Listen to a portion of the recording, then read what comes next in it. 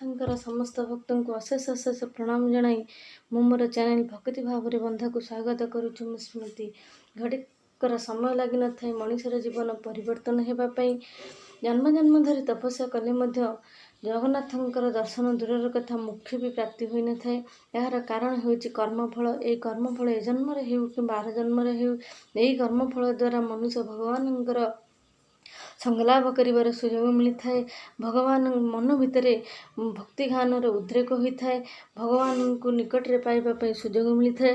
ଏହାର ଏକ ଉଦାହରଣ ହେଉଛନ୍ତି ଭକ୍ତ ରଘୁ ବେହେରା। ମୁଁ ସେହି ବିଷୟରେ ଆଲୋଚନା କରିବି। ଯଦି ଆପଣମାନେ ମୋ ଚ୍ୟାନେଲରେ ନୂଆ, ତାହେଲେ ମୋ ଚ୍ୟାନେଲଟିକୁ ସବସ୍କ୍ରାଇବ୍ କରନ୍ତୁ, ପାଖରେ ଥିବା ବେଲ୍ ବଟନଟିକୁ କ୍ଲିକ୍ କରନ୍ତୁ ଏବଂ ଭିଡ଼ିଓଟି ଶେଷ ପର୍ଯ୍ୟନ୍ତ ଦେଖନ୍ତୁ। ଯଦି ଭିଡ଼ିଓଟି ଭଲ ଲାଗୁଛି ତାହେଲେ ଲାଇକ୍, କମେଣ୍ଟ, ସେୟାର କରନ୍ତୁ। କ୍ଷେତ୍ରାଧିକ୍ଷେତ୍ର ପରମ ପବିତ୍ର ଶ୍ରୀ ପୁରୁଷୋତ୍ତମ ମହାପ୍ରଭୁ ଓଡ଼ିଆ ଶିରୋମଣି ଜଗନ୍ନାଥଙ୍କର ଶ୍ରୀ ନୀଳାଚଳ ଧାମ ନିକଟବର୍ତ୍ତୀ ପିପିଲି ଗ୍ରାମରେ ରୁହନ୍ତି ରଘୁ ବେହେରା ନାମକ ଜଣେ ଧୀବର ପରିବାର। ତାଙ୍କର ପରିବାର କହିଲେ ତାଙ୍କର ମା ଏବଂ ତାଙ୍କର ପତ୍ନୀ ପ୍ରତିଦିନ ନଈରୁ ମାଛ ମାରି ତାହାକୁ ବଜାରରେ ବିକ୍ରି କରି ସେ ପରିବାର ଭରଣ ପୋଷଣ କରନ୍ତି। ଏମିତି କିଛି ଦିନ ଯାଆନ୍ତେ ତାଙ୍କ ମନରେ ଭକ୍ତିଭାବ ଉଦ୍ରେକ ହେଲା ଏବଂ ସେ ସାଧୁସନ୍ଥମାନଙ୍କର ସତ୍ସଙ୍ଗ କଲେ। ପ୍ରତ୍ୟେକ ଦିନ ଭଗବତ ପଠନ ଶ୍ରବଣ କଲେ। ଏହିପରି ସମୟ ଅତିବାହିତ କରିବାକୁ ଲାଗିଲେ। ନିଜର କୂଳ ଜୀବିକାକୁ ନେଇ ମନ ଭିତରେ ବହୁତ ଦୁଃଖ ପ୍ରକାଶ କରନ୍ତି ଏବଂ କର୍ତ୍ତବ୍ୟ କର୍ମକୁ ନେଇ ନିଜକୁ ବହୁତ ଧିକ୍କାର ବି ମନେ କରନ୍ତି। ଏହିପରି ଭାବି ଭାବି ଆଉ ସେ ମାଛ ମାରିବା ପାଇଁ ଗଲେ ନାହିଁ। ଏଥିପାଇଁ ତାଙ୍କର ପରିବାର ପ୍ରତିପୋଷଣ ନିମନ୍ତେ ତାଙ୍କୁ ବହୁତ କଷ୍ଟ ହୋଇପଡ଼ିଲା। ଏଥିପାଇଁ ତାଙ୍କର ପତ୍ନୀ ଓ ମା ତାଙ୍କୁ ଗାଳି ଦିଅନ୍ତି। ପ୍ରତ୍ୟେକ ଦିନ ବିଭିନ୍ନ ଭାଷାରେ ଗାଳି ଦିଅନ୍ତି। ଏହି ବିଭିନ୍ନ ଭାଷାରେ ଗାଳି ଶୁଣି ପ୍ରତ୍ୟେକ ସେ କ୍ରୋଧବର ରହି ଗୋଟେ ଦିନ ନଈକୁ ମାଛ ମାରିବା ପାଇଁ ଗଲେ। ଯେତେବେଳେ ନଈକୁ ଜଗନ୍ନାଥ ନାମ ସ୍ମରଣ କରି ଜାଲଟି ପକାଇ ଦେଇଛନ୍ତି, ତାଙ୍କ ଜାଲରେ ଗୋଟେ ରୋହି ମାଛଟିଏ ଲାଗିଛି। ସେ ଜଗନ୍ନାଥଙ୍କର ନାମ ସ୍ମରଣ କରି ଜାଲଟିକୁ ଭିଡ଼ିଛନ୍ତି ଏବଂ ରୋହି ମାଛଟିକୁ ଦେଖିଛନ୍ତି। ସେ ଯେତେବେଳେ ରୋହି ମାଛଟିକୁ ଦେଖିଛନ୍ତି ମନେ ମନେ ଭାବିଛନ୍ତି, ଇଏ ତ ଜଗନ୍ନାଥଙ୍କର ମତ୍ସ୍ୟ ଅବତାର, ଯେ ଶଙ୍ଖାସୁରକୁ ବଧ କରିଥିଲେ। ମୁଁ କିପରି ଏହିପରି ରୂପକୁ ବଧ କରିବି? ଏହି ରୂପକୁ ବଧ କରି ମୁଁ କ'ଣ କେବେ ଖୁସିରେ ରହିପାରିବି? ପୁଣି ଭାବୁଛନ୍ତି, ଯଦି ମୁଁ ମାଛଟିକୁ ନ ମାରେ ତାହେଲେ ମୋ ପରିବାର ଖାଇବାକୁ ମିଳିବନି, ମୋତେ ଖାଇବାକୁ ମିଳିବନି, ମୋ ପତ୍ନୀ ଘରୁ ବାହାର କରିଦେବ। ମାଛଟିକୁ ଏକ ଶୁଖିଲା ଜାଲକୁ ଆଣିଛନ୍ତି। ଶୁଖିଲା ଜାଲଟିକୁ ଆଣିବା ପରେ ତାକୁ କ୍ଷମା ପ୍ରାର୍ଥନା ମାଗିଛନ୍ତି। କ୍ଷମା ପ୍ରାର୍ଥନା କରି ଯେତେବେଳେ ତା ତଣ୍ଟିଟିକୁ ଚିପିଛନ୍ତି, ମାଛଟି ରଖ ନାରାୟଣ କହି ଚିତ୍କାର କରିବାକୁ ଲାଗିଲା। ଯେତେବେଳେ ମାଛ ପାଟିରୁ ନାରାୟଣ ଶବ୍ଦ ଶୁଣିଛନ୍ତି, ତାଙ୍କୁ କୋଟିନିଧି ପ୍ରାପ୍ତ ହେଲା ଭଳି ଲାଗିଲା। ସେ ମାଛଟି ଯେତେବେଳେ ଭଗବାନ କୃପା କରନ୍ତି ତ ଏଇଭଳି ଚମତ୍କାର ମାନ ଘଟେ। ଇଏ ତ ଥିଲା ସାମାନ୍ୟ ମାଛ। ଯଦି ଭଗବାନ କୃପା କରିବେ ତାହେଲେ ନିର୍ଜୀବ ବସ୍ତୁ ମଧ୍ୟ କଥା କହିବା ଆରମ୍ଭ କରିଦେବ। ରଘୁ ବେହେରା ମାଛ ପାଟିରୁ ଯେତେବେଳେ ନାରାୟଣ ଶବ୍ଦ ଶୁଣିଛନ୍ତି, ସେ ଅଗମ୍ୟ ଅରଣ୍ୟ ଭିତରକୁ ନେଇ ଏକ ଜଳପୂର୍ଣ୍ଣ କୁଣ୍ଡ ଭିତରେ ମାଛଟିକୁ ରଖି ମାଛଟି ଯେଉଁ ନାମ ଉଚ୍ଚାରଣ କଲା, ସେହି ରୂପକୁ ଦେଖିବା ପର୍ଯ୍ୟନ୍ତ ସେ ଖାଦ୍ୟ ପାନୀୟ ଗ୍ରହଣ ନ କରି ଭଗବାନଙ୍କୁ ଧ୍ୟାନ କରିବାକୁ ଲାଗିଲେ। ଏହା ଭଗବାନ ଜାଣିପାରି ଗୋଟେ ବ୍ରାହ୍ମଣ ବେଶରେ ତାଙ୍କ ପାଖରେ ଉପସ୍ଥିତ ହେଲେ ଏବଂ ତାଙ୍କୁ ପଚାରିଲେ, ତୁମେ ଅରଣ୍ୟ ଭିତରେ କ'ଣ କରୁଛ? ତୁମର କ'ଣ ଘରଦ୍ୱାର ନାହିଁ? ତୁମର କ'ଣ କେହି ନାହାନ୍ତି? ତୁମର ଜାତିଗୋତ୍ର କ'ଣ? ଭଗବାନଙ୍କ ଠାରୁ ଏକଥା ଶୁଣି ରଘୁ ବେହେରା ସମସ୍ତ ବୃତ୍ତାନ୍ତ କହୁଛନ୍ତି ଏବଂ କହୁଛନ୍ତି, ମାଛଟି ଯେଉଁ ନାମ ଉଚ୍ଚାରଣ କଲା, ସେହି ଦୃଶ୍ୟ ନ ଦେଖିବା ପର୍ଯ୍ୟନ୍ତ ମୁଁ ଏଠୁ ଯିବି ନାହିଁ। ଆପଣ ଯାଆନ୍ତୁ, ମୋର ବିଳମ୍ବ ହେଉଛି। ପୁଣି ଭଗବାନ କପଟ କରୁଛନ୍ତି, ପରୀକ୍ଷା କରୁଛନ୍ତି। ପୁଣି ପଚାରୁଛନ୍ତି, ତୁମେ କି ଆଶ୍ଚର୍ଯ୍ୟ କଥା କହୁଛ? ମାଛ କ'ଣ କେବେ କଥା କହିପାରେ?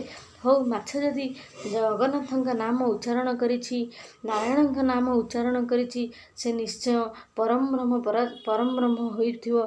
ମୋର କାହିଁ ବିଶ୍ୱାସ ହେଉନାହିଁ। ଭଗବାନ କ'ଣ ପାଇଁ ଏକ ଧୀବରକୁ ଦର୍ଶନ ଦେବେ? ଏଇଭଳିଆ ନିରୁତ୍ସାହିତ କଥା ସେ ବ୍ରାହ୍ମଣ ଠାରୁ ଶୁଣି ରଘୁ ବେହେରା କହୁଛନ୍ତି, ଭଗବାନ ମୋତେ ନିଶ୍ଚୟ ଦର୍ଶନ ଦେବେ। ମୋର ବିଶ୍ୱାସ ଅଛି। ଭଗବାନ ମୋତେ ଦର୍ଶନ ନ ଦିଅନ୍ତୁ, ମୋର ଦୁଃଖ ନାହିଁ। ମୋର ଭଗବାନଙ୍କର ଯଶ ରହୁଥାଉ। ମୁଁ ପଛେ ମୃତ୍ୟୁକୁ ପ୍ରାପ୍ତ ହୁଏ, ମୋର ଜଗନ୍ନାଥଙ୍କର ପତିତ ପାବନ ମାନ ଉଡ଼ୁଥାଉ। ଆପଣ ମୋର ମଙ୍ଗଳ କାମନା କରି ଆପଣଙ୍କ ବାଟରେ, ହେ ଦ୍ୱିଜବର, ଆପଣଙ୍କ ବାଟରେ ଆପଣ ଯାଆନ୍ତୁ, ମୋର ବିଳମ୍ବ ହେଉଛି। ଏହା କହି ପୁଣି ସେ ଧ୍ୟାନମଗ୍ନ ହେଲେ। ଭଗବାନ ଚିନ୍ତା କରୁଛନ୍ତି, ଯଦି ମୁଁ ମୋର ସ୍ୱରୂପ ରଘୁ ବେହେରାକୁ ନ ଦେଖାଉଛି ତାହେଲେ ରଘୁ ବେହେରାର ମୃତ୍ୟୁ ସୁନିଶ୍ଚିତ।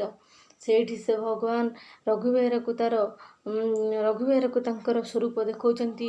ରଘୁବେହେରା ଯେତେବେଳେ ତାଙ୍କ ସ୍ୱରୂପଟିକୁ ଦେଖୁଛନ୍ତି, ତାଙ୍କ ପାଖରେ ଯେତେ ଉଦୟମାନ ସୂର୍ଯ୍ୟକୁ ଦେଖିଲା ଭଳିଆ ସେ ମନେ କରୁଛନ୍ତି ଏବଂ ତାଙ୍କର ପାଦ ତଳେ ଗଡ଼ି ଗଡ଼ି କାନ୍ଦୁଛନ୍ତି। ଏବଂ ଯେତେ ଭଗବାନ ତାଙ୍କୁ କହୁଛନ୍ତି କିଛି ବର ମାଗିବା ପାଇଁ, ସେ କହୁଛନ୍ତି ବର ମୋର ଦରକାର ନାହିଁ ପ୍ରଭୁ, ଆପଣଙ୍କର ଚରଣରେ ବିନ୍ଦରେ ମୋତେ ଟିକେ ଜାଗା ଦିଅନ୍ତୁ। ଯେ ଭଗବାନ ପୁଣି ତାଙ୍କୁ ବାଧ୍ୟ କରୁଛନ୍ତି ବର ମାଗିବା ପାଇଁ।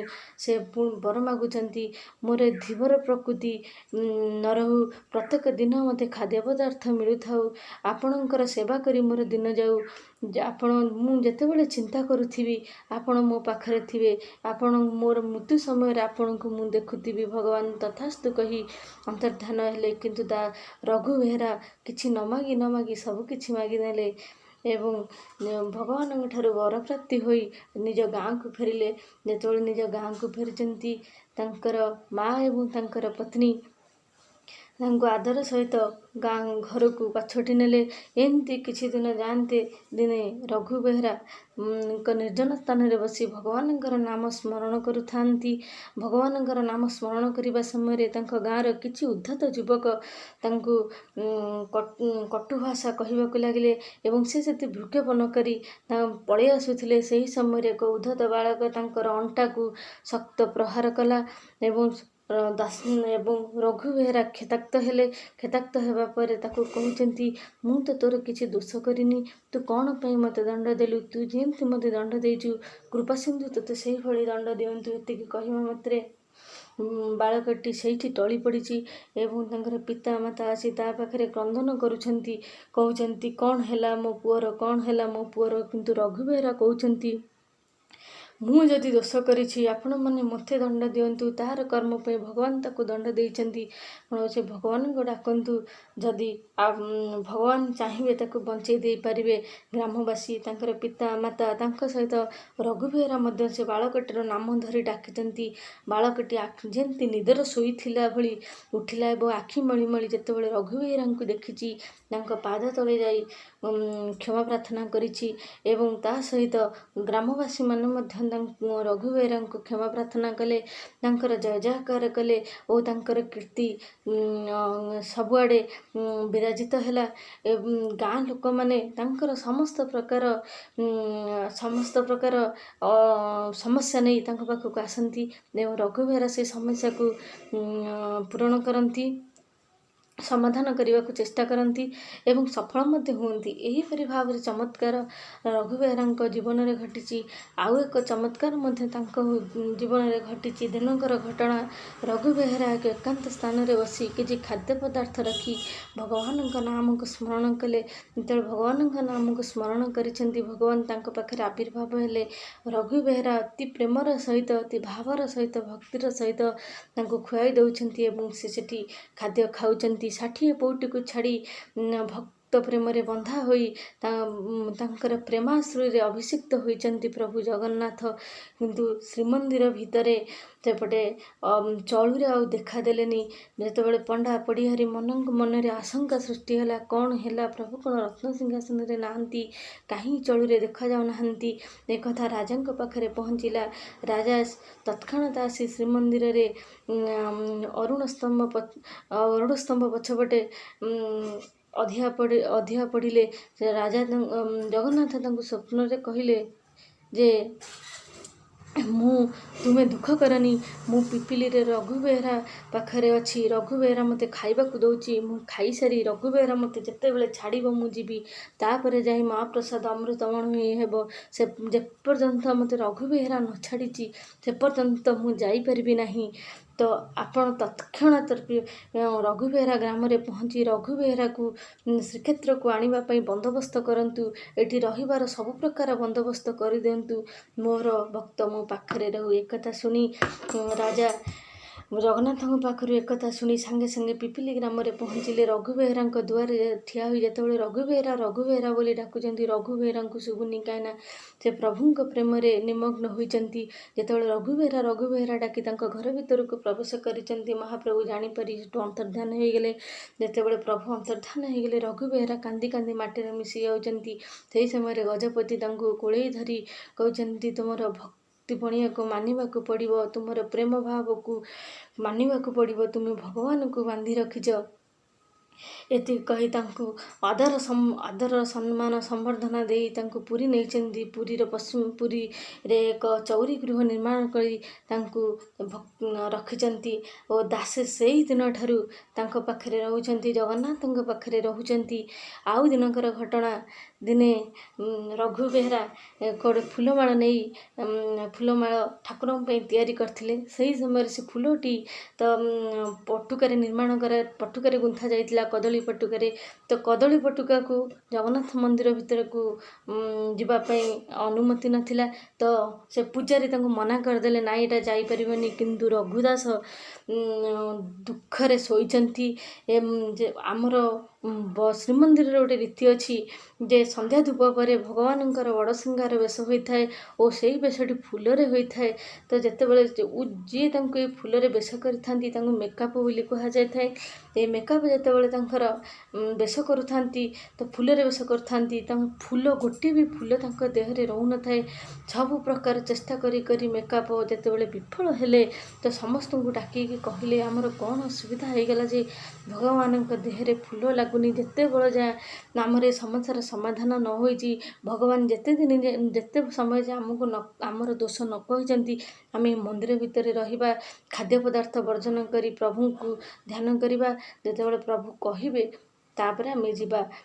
ତ ଏତିକି କହିବା ପରେ ସେ ଭଗବାନ ତାଙ୍କୁ ସ୍ୱପ୍ନରେ ଦେଖା ଦେଇଛନ୍ତି ଏବଂ କହିଛନ୍ତି, ତୁମେ ମୋର ଭକ୍ତକୁ ଅବମାନନା କରିଛ। ସେ ଦେଇଥିବା ଫୁଲଟି ହାରଟି ତୁମେ ଫେରେଇ ଦେଇଛ। ତାର ଶ୍ରଦ୍ଧା ସମ୍ମାନ ପ୍ରେମ ତୁମକୁ ଦେଖାଗଲାନି। ଯେତେବେଳେ ଯାଏ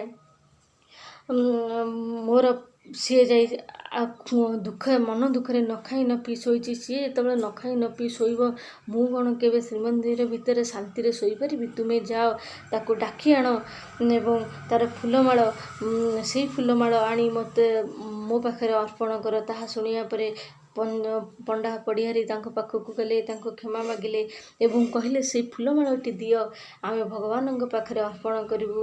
ଭକ୍ତ ରଘୁ ବେହେରା ଏକଥା ଶୁଣି ବହୁତ ଖୁସି ହୋଇଯାଇଛନ୍ତି ଏବଂ ଭଗବାନଙ୍କୁ ଶତ ଶତ ପ୍ରଣାମ ଜଣାଇଛନ୍ତି। ଭଗବାନଙ୍କ ପାଖରେ କ୍ଷମା ପ୍ରାର୍ଥନା କରିଛନ୍ତି। ଏହି ହେଉଛି ଏକ ଭକ୍ତର ଅଭିମାନ, ଭକ୍ତର ସ୍ୱଭାବ, ଭକ୍ତର ଭାବ ଏବଂ ଭଗବାନଙ୍କ ପାଖରେ ଭକ୍ତର ଆତ୍ମସମର୍ପଣ। ନମସ୍କାର।